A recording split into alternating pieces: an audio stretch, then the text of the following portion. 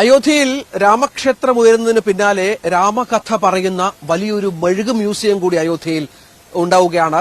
അത് 2.5 ഏക്കർ സ്ഥലത്ത്, വിശാലമായ സ്ഥലത്താണ് ഈ മെഴുക് മ്യൂസിയം സംഭവിക്കുന്നത്. അതിന് പിന്നിലുള്ള ഒരു അഭിമാനം എന്ന് പറയുന്നത് നമ്മുടെ നാട്ടുകാരനായ മലയാളിയായ ശ്രീ സുനിൽ കണ്ടല്ലൂരാണ് ഇതിന്റെ പിറകിൽ എന്നുള്ളതാണ്. അദ്ദേഹം നമ്മോടൊപ്പം ചേരുന്നുണ്ട്. അതിന്റെ വിശേഷങ്ങളും അതിന്റെ നിർമ്മാണ പുരോഗതിയും ഒക്കെ പങ്കുവെക്കാൻ വലിയ അഭിമാനമുണ്ട്. ഒരു മലയാളി അയോധ്യയിൽ ഒരു വ്യക്തിമുദ്ര പതിപ്പിക്കുന്നു, ഒപ്പം ഒരു മ്യൂസിയത്തിന് തുടക്കം കുറിക്കുന്നു. എന്താണ് അതിന്റെ വിശദാംശങ്ങൾ? ജയ് ശ്രീറാം. ഞാനിപ്പോൾ നിൽക്കുന്നത് അയോധ്യ നഗരിയിലാണ്. നമ്മുടെ ബാക്കിൽ ഒരു 1 കിലോമീറ്റർ കഴിഞ്ഞാൽ ശ്രീരാമക്ഷേത്രമാണ്. ഇവിടെ നിന്ന് നടന്നു പോകുന്ന ഡിസ്റ്റൻസിലാണ് നമ്മളിപ്പം. ഏറ്റവും മെയിൻ ഒരു പ്രോപ്പർട്ടിയിലാണ് നമ്മളിപ്പം നിൽക്കുന്നത്.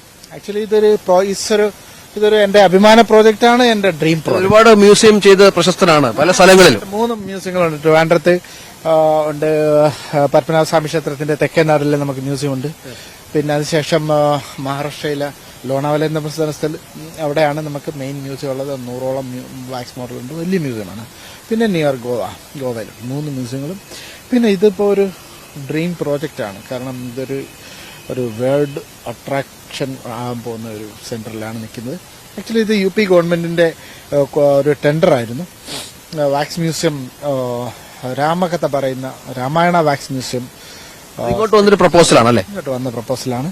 അപ്പോൾ അതിന് എക്സ്പെർട്ടുകളെ അന്വേഷിച്ചുകൊണ്ട് അവർ ടെൻഡർ ഇട്ടു. ടെൻഡറിൽ ഞാൻ പങ്കെടുത്തു. പക്ഷെ ഞാൻ മാത്രമല്ലായിരുന്നു ടെൻഡറിൽ. ആദ്യത്തെ ടെൻഡർ ഇപ്പോൾ ഒരു പ്രാവശ്യം ടെൻഡർ കിട്ടിക്കഴിഞ്ഞാൽ നമുക്ക് അവർക്ക് നേരിട്ട് തരാൻ പറ്റില്ല ഗവൺമെന്റിന്. പിന്നെ വീണ്ടും ടെൻഡർ ഇട്ടു. അപ്പോഴും ഞാൻ മാത്രമേ ഉള്ളൂ. അങ്ങനെ അവർ എല്ലാ പേപ്പർ വർക്കുകളും ചെയ്ത് ഒരു 1.5 മാസത്തെ പേപ്പർ വർക്കിന് ശേഷം നമുക്ക് ലാൻഡ് ഹാൻഡ് ഓവർ ചെയ്തു. 2.5 ഏക്കർ സ്ഥലമുണ്ട്. ഇത് ഭയങ്കര വില വരുന്ന സ്ഥലമാണിത്. നമ്മുടെ രാമക്ഷേത്രത്തിന് വളരെ അടുത്താണ്. ഇവിടുത്തെ ഒരു ലാൻഡ് വാല്യൂ ഒക്കെ മാറിയ പശ്ചാത്തലം കൂടിയാണ്. റോഡുണ്ട്. ഇതുവഴി പോയാൽ 1 കിലോമീറ്റർ നടന്നാൽ പോകാൻ പറ്റൂ ഇതുവഴി. അപ്പം ഇതാണ് മെയിൻ ബിൽഡിംഗ്. ഇതിനകത്ത് നമുക്ക് 10,000 സ്ക്വയർ ഫീറ്റോളം ഗ്രൗണ്ട് ഫ്ലോർ വരും. ഒരു ഫ്ലോറൂടെ വരും. സെക്കൻഡ് ഫ്ലോർ, സെക്കൻഡ് സ്റ്റേജിലേക്ക് വെച്ചിരിക്കുകയാണ്. അതിനകത്ത് ശ്രീകൃഷ്ണന്റെ കൃഷ്ണഗാഥയും വരുന്നുണ്ട്. അപ്പൊ ദൈവങ്ങളുമായിട്ട് ബന്ധപ്പെട്ടുള്ള നമ്മുടെ പുരാണ കഥകളുമായിട്ട് ബന്ധപ്പെട്ടുള്ള എല്ലാ കാര്യങ്ങളുമായിരിക്കും ഇവിടെ.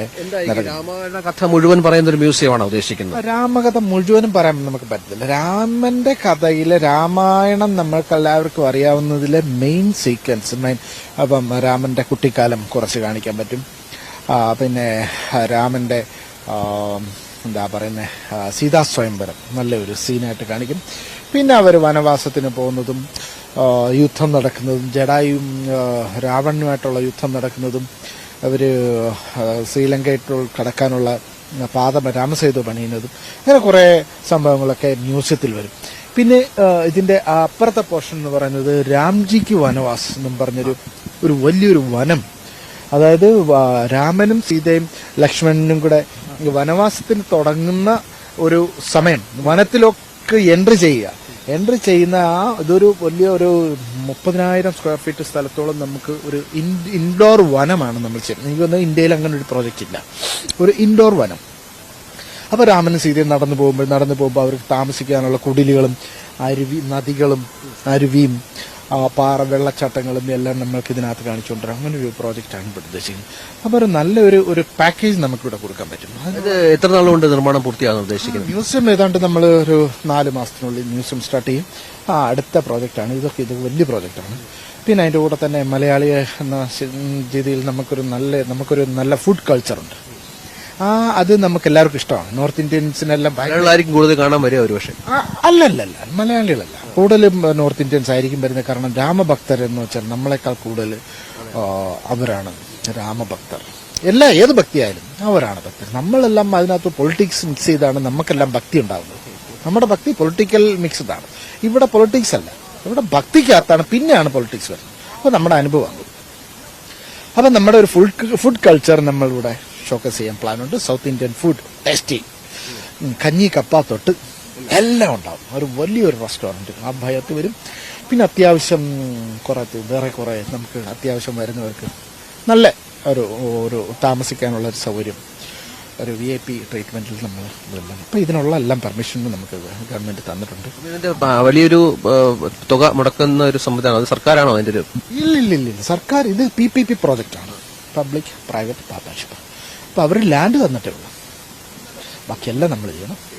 അപ്പം നമുക്ക് മനസ്സുണ്ടെങ്കിൽ ഇതെല്ലാം നടക്കും. കാരണം എൻ്റെ 25 ഇയേഴ്സിലെ ഒരു ജേർണിയിൽ നമുക്ക് ഉണ്ടായ ഒരു അനുഭവമാണ്. നമ്മൾ സ്വന്തമായിട്ട് ചെയ്യും. ഇതിന് എല്ലാ ആശംസകളും. ഇത്ര വലിയൊരു അഭിമാനം മലയാളി എന്ന രീതിയിൽ നമുക്കുണ്ട്. എന്റെ ഒരു സന്തോഷം എന്ന് പറഞ്ഞാൽ അയോധ്യയിലെത്തി 3 ദിവസമായി മലയാളത്തിൽ ഇന്റർവ്യൂ എടുക്കാൻ സാധിച്ചു എന്നുള്ളൊരു വലിയ സന്തോഷമാണ്. കാരണം നമ്മൾ കണ്ടവരും സംസാരിച്ചവരൊക്കെ മറ്റു ഭാഷക്കാരായിരുന്നു എന്നുള്ളതാണ്. സുല്ലിയേട്ടനും പ്രശാന്ത് മംഗലശ്ശേരിക്കുമൊപ്പം രഞ്ജിത്ത് രാമചന്ദ്രൻ, അയോധ്യ. സുനിൽ കണ്ടൽ.